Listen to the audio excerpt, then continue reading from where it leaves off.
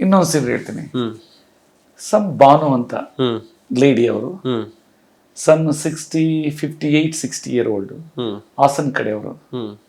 ಹಾಸನ್ ಹಾಸ್ಪಿಟ್ಲಲ್ಲಿ ಹೇಳಿದ್ದಾರೆ ಇವರಿಗೆ ಪ್ಯಾಂಕ್ರೆಟಿಸ್ ಇರೋದು, ಇನ್ನ ಉಳಿಯಲ್ಲ, ಎಲ್ಲೂ ಇದಕ್ಕೆ ಸೊಲ್ಯೂಷನ್ ಇಲ್ಲ ಅಂತ. ಅವರು ಭಯಂಕರ ಪೇಯ್ನು.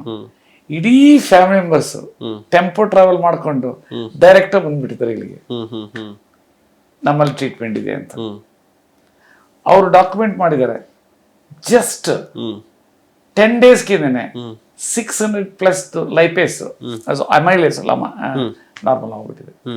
ಲೈಪೇಸ್ ಅವ್ರ ಹತ್ರ ರಿಪೋರ್ಟ್ ಇರಲಿಲ್ಲ, ಅಮೈಲೇಸ್ ಅಷ್ಟು ಚೆನ್ನಾಗಿದ್ರು. ಇನ್ನೊಂದು ಸೀನ್ ಹೇಳ್ತೀನಿ. ಮಗು 8 ವರ್ಷ, ಲೈಫಲ್ಲಿ ಆಲ್ಕೋಹಾಲ್ ನೋಡಿಲ್ಲ, ಲೈಫಲ್ಲಿ ಇದಿಲ್ಲ. ಈ ಲೇಡಿಗೂ ಅಷ್ಟೇನೆ. ಅಂದ್ರೆ ಆಲ್ಕೋಹಾಲ್ ಇಂದ ಬರ್ತದಂತೇನಿಲ್ಲ, ಅದು ಯಾವ ರೀಸನ್ ಇಂದ ಬರ್ಬೋದು. ಭಯಂಕರ ಹೊಟ್ಟೆ ನೋವು, ಅಲ್ಲಿ ಎಲ್ಲಾ ಕಡೆ ಹೋಗಿದ್ದಾರೆ. ಅಲ್ಟಿಮೇಟ್ಲಿ JSS ಹೋಗಿದ್ದಾರೆ, ಮೆಡಿಕಲ್ ಕಾಲೇಜ್ ಮೈಸೂರು. ಸೊ ಅವರು ಸ್ಪಷ್ಟವಾಗಿ ಹೇಳಿದ್ದಾರೆ, ನೀವು ಸ್ಕ್ಯಾನ್ ಮಾಡಿಸ್ರಿ ನೋಡ್ಬೇಕಂತ. ಸ್ಕ್ಯಾನ್ ಮಾಡಿದಾಗ ಕ್ರಾನಿಕ್ ಪ್ಯಾಂಕ್ರೆಟಿಸ್ ಅಂತ ಬಂದಿದೆ. 8 ವರ್ಷ ಮಗು, ಹೆಣ್ಮಗು. ಸೊ ಅಲ್ಟಿಮೇಟ್ಲಿ ಹೇಳಿದ್ದಾರೆ ಎಲ್ಲೂ ಇಲ್ಲ ಅಂತ. ಥ್ಯಾಂಕ್ಸ್ ಟು ನಿಮ್ಮಂತ ಏನೋ ಮೀಡಿಯಾ, ಅಲ್ಟಿಮೇಟ್ಲಿ ಅವ್ರಿಗೆ ಗೊತ್ತಾಗಿದೆ. ಸ್ಟ್ರೈಟ್ ನಮ್ಮಲ್ಲಿ ಬಂದು ಟ್ರೀಟ್ಮೆಂಟ್ ತಗೊಂಡಿದ್ದಾರೆ.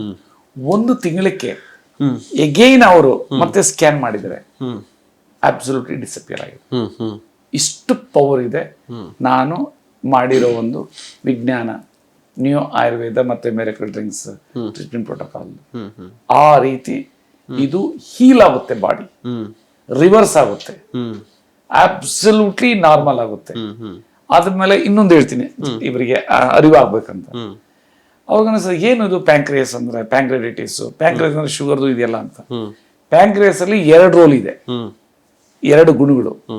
ಒಂದು ಎಕ್ಸೋಕ್ರೈನ್ ಗುಣ, ಅಂದ್ರೆ ಆ ಆರ್ಗನ್ ಔಟ್ಸೈಡ್ ಇದು.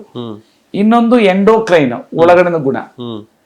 ಆಚೆ ಗುಣದಲ್ಲಿ ಏನಾದ್ರೂ ಡಿಸ್ಟರ್ಬ್ ಆಯ್ತು ಅಂದ್ರೆ ಡೈಜೆಸ್ಟಿವ್ ಎನ್ಸೈಮ್ಸ್, ನಾವೇನು ಊಟ ಮಾಡ್ತೀವಿ ಅದಕ್ಕೆ ಡೈಜೆಷನ್ ಆಗುವಂತ ಎನ್ಸೈಮ್ಸ್ ಉತ್ಪತ್ತಿ ಆಗಲ್ಲ, ಅದು ಡಿಸ್ಟರ್ಬೆನ್ಸ್ ಆಗುತ್ತದೆ, ಅಬ್ನಾರ್ಮಲ್ ಆಗೋಗ್ತಿರುತ್ತೆ. ಅದೇ ಲೈಪೇಸ್ ಅಂಡ್ ಅಮೈಲೇಸ್ ಅಂತ.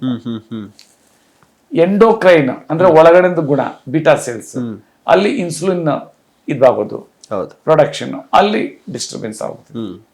ಸೊ ಇಲ್ಲಿ ನಂದ್ರಲ್ಲಿ 2ರಲ್ಲೂ ಸೂಪರ್ ಫಾಸ್ಟ್ ಅವರು ಗುಣಗಳು ನೋಡ್ತಾರೆ. ಇದರಲ್ಲಿ ಏನು ಗುಣ, ಡಯಾಬಿಟೀಸ್ ಅಲ್ಲಂತೂ ಹೆಂಗೋ ಮ್ಯಾನೇಜ್ ಮಾಡಕ್ ಇದ್ದೇ ಇದೆ ಔಷಧಿಗಳು. ಅದೇನು ಅವ್ರಿಗೆ ಅಷ್ಟು ಖುಷಿ ಅನ್ಸಲ್ಲ. ಖುಷಿ ಯಾರಿಗ ಅನಿಸುತ್ತೆ ಅಂದ್ರೆ ಪಾದ ಉರಿತಾ ಇರ್ತೈತೆ, ಕಣ್ಣು ಮೊಬ್ಬಾಗ್ತಾ ಇರ್ತೈತೆ, ಫ್ರೋಸನ್ ಶೋಲ್ಡರ್ ಒಂದಿದೆ, ಅವ್ರಿಗೆ ಒಂದೇ ದಿನದಲ್ಲಿ ಬರ್ತಲ್ಲ, 1-2-3 ದಿನ ಅವ್ರಿಗೆ ಖುಷಿ ಆಗುತ್ತೆ. ಜನರಲಿ ಆಗಲ್ಲ.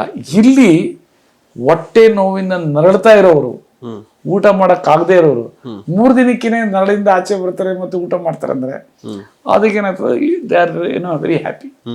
ಆ ರೀತಿ ಇದು ಇಲ್ಲಿ ಗುಣ ಆಗುತ್ತೆ. ಓಕೆ, ಸೊ ಇದು ಹೇಗೆ ಬರುತ್ತೆ ಅಂತ ಸರ್? ಇದು ಒಂದು ಆಲ್ಕೋಹಾಲ್ ಇಂದ ಬರುತ್ತೆ, ಇನ್ನೊಂದು ಅನ್ನೋನ್ ರೀಸನ್ಸ್.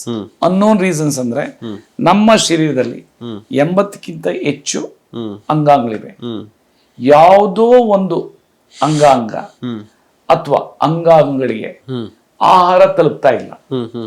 ಆಹಾರ ಅಂದ್ರೆ ನ್ಯೂಟ್ರಿಯೆಂಟ್ಸ್, ಹಾರ್ಮೋನ್ಸ್ ಮತ್ತೆ ಆಕ್ಸಿಜನ್ಸ್, ತುಂಬಾ ರೀಸನ್ಸ್ ಇದೆ. ನಮ್ಮ ಹೊಟ್ಟೆಲಿರೋ ಉಪಯುಕ್ತ ಜೀವಾಣುಗಳು ಏನೋ ಪ್ರಾಬ್ಲಮ್ ಇರೋದ್ರಿಂದ ಆ ಟೈಮ್ನಲ್ಲಿ ಅದು ವರ್ಕ್ ಆಗಲಿಲ್ಲ ಅಂದ್ರೆ ಯಾವುದೋ ಒಂದು hormones very important to protect this pancreas, ಯಾವುದು ಎಕ್ಸೋಕ್ರೈನ್ ಗ್ಲ್ಯಾಂಡ್ಗೆ ಅಥವಾ ಎಂಡೋಕ್ರೈನ್ ಗ್ಲ್ಯಾಂಡ್ಗೆ, ಅದು ಸಿಗಲ್ಲ ಅಂದ್ಮೇಲೆ ಆಟೋಮ್ಯಾಟಿಕ್ಲಿ ಅದು ಡೆಫಿಷಿಯನ್ಸಿ ಆಯ್ತು, ವರ್ಕ್ ಮಾಡಕ್ ಆಗಲ್ಲ. ಆ ರೀತಿ ಆಗುತ್ತೆ ಅಂತ ಹೇಳ್ತೀನಿ.